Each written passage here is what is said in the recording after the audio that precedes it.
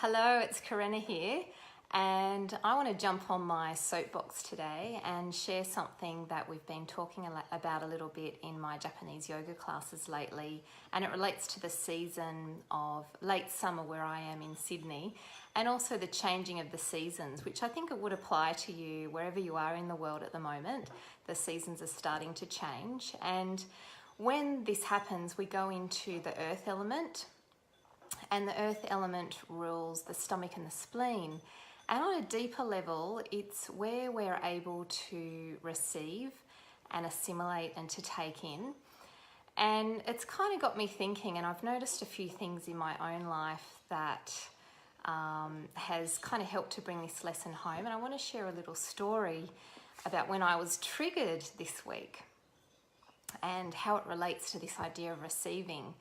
So I got a really harmless email from my daughter's class mum a couple of days ago, and it was just about, general happenings at the school. And then at the very end of this email, it talked about the school's community group and how they're looking for some more people to get involved. And even if you've only got a couple of hours, it'd be great if you could help out. And I don't know what it was, but when I read that last line, even though it was completely, well-intentioned and lovely and whatever, I felt really triggered. I was like, why am I being asked to do these couple of hours? And I sort of just sat with it for a while because, what I've noticed in myself is when I get triggered about things, there's usually something a bit deeper there to explore. So I sat with it. I'm thinking, is it just that I'm a bit of a bitch and I don't want to help out? Is that what's going on here? Do I just need to admit that?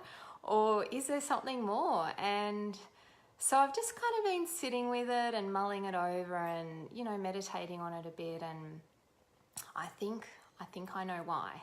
And it's not because I'm a bitch. So what I see every day around me, particularly in my yoga classes and in my community and in my friendships, is a lot of women who are sick. So I've got friends with autoimmune disorders, I've got friends with weird unidentified heart conditions, I've got friends with arthritis, I've got friends that are just exhausted, I've got friends with anxiety. Basically the full gamut. I've got friends with cancer, and I don't know if this resonates for you, but I actually feel like I know more people who are unwell than who are well, and who you say, how are you? And they're like, great. And this is an epidemic, actually. And I feel really sad about this when I think about it. Firstly, because I care about these people and I want them to live full, happy, well lives. And I also feel a bit sad about it because I think that it's a little bit, what can I say? I think sometimes us ladies, we're kind of digging our own graves because we just say yes to everything. And what I also notice is we kind of have this expectations that others will say yes as well, maybe because we say yes or we think, oh yeah, you got to help out or whatever it might be. But my point being, there's this constant, when you think about energy in the world, it's an exchange. There's giving and there's receiving, and there's two sides of the same coin. And I feel like for a lot of women, we're just handballing this energy. We're constantly giving it out, not allowing it to come in, and we're getting sick. If you don't have any of those illnesses that I talked about, you probably know someone who gets sick every other week or every month or whenever something's going around. Oh, I've got that thing that's going around. This is not how we're meant to be living. This is not a natural life that as human beings we're designed to be living. And there's so much pressure that I think we put on ourselves and also on each other to contribute. And so what I'd like to suggest, very humbly, is when you're asked to do something, or even before you think that you should volunteer for something, maybe just take a moment to pause. And if you've got that 1 or 2 hours that this harmless email was talking about, just check in with yourself and say,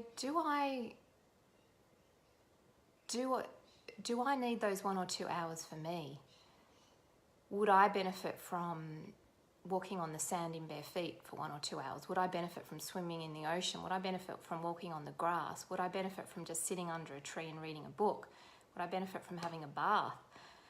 You know, I think that, you know, it's that cliche of you've got to put your own oxygen mask on in order to, before you put everybody else's oxygen masks on. And for whatever reason, there's this situation now where, you know, us ladies, we're so busy putting the oxygen mask on everybody else, we're just gasping for air.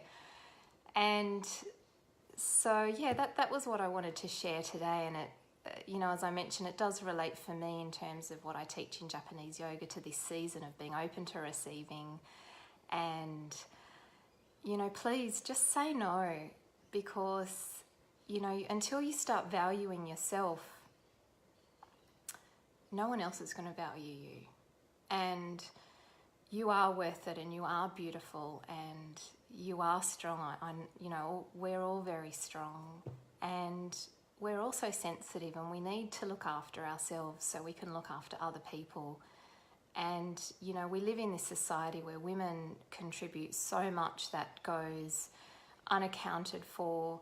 It's not appreciated. It's not paid for. You know, how many hours of domestic labour do you do if you stop and calculate it and then put a money value to it? And then this extends to our schools where there's community groups, which guess who makes up the community groups? The women.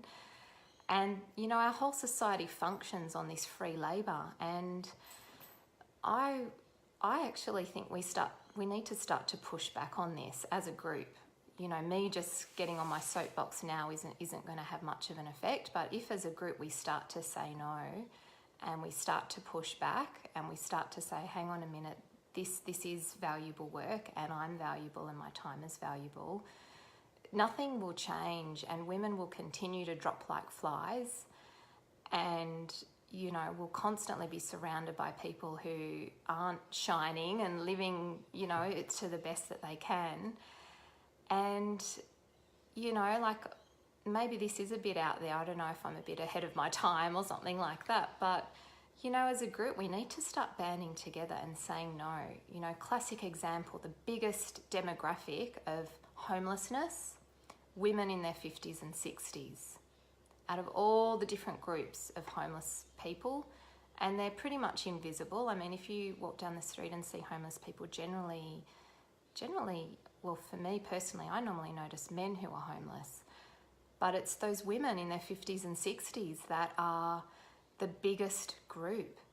Why? Because they've spent their lives working for free for their families. You know, obviously we don't know the situation of how the marriage broke up or whatever, but it did, and they have nothing, and now they're homeless.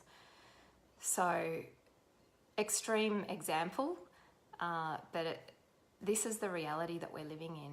And so I really implore you to, you know, rather than just be the first one to put your hand up, you know, maybe explore what that need is underneath for why you need to put your hand up in the first place, or why you need to be the one to encourage others to do things, and to be kind to yourself, to be gentle to yourself, to be gentle with others, and, you know, maybe not assume that everybody's going to have the bandwidth to say yes, because that's what it comes down to. We can all say yes, but do we have that bandwidth to be loving to others and be loving to ourselves? So I'm really curious what your thoughts are on my little soapbox share today, and pop it in the comments, and I'll see you later. Bye.